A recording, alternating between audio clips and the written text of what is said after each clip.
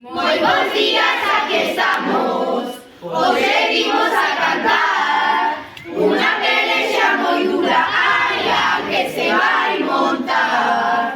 Hoy hay una disputa, a música está en combate, tradición contra moderno, cal será que más atrae. Nos íbamos a defender a nuestra tierra querida, onde reinas e bandeiretas fai que sexa distinguida.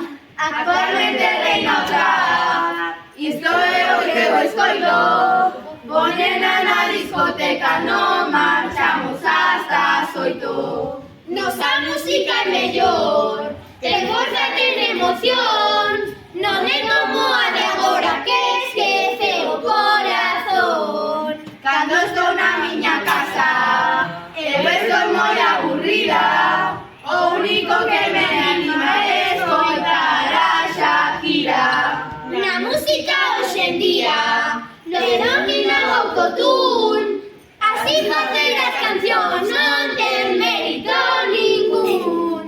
O tradición me gusta, eu prefiro o reggaetón, un ritmo tan movido baila todo o pabillón.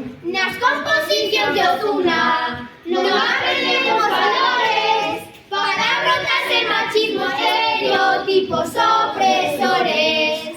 Que querem rap, colaboran con moita xente, non me vas a comparar, son famosos mundialmente.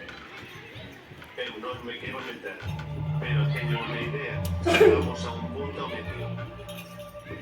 Como son hasta en su país.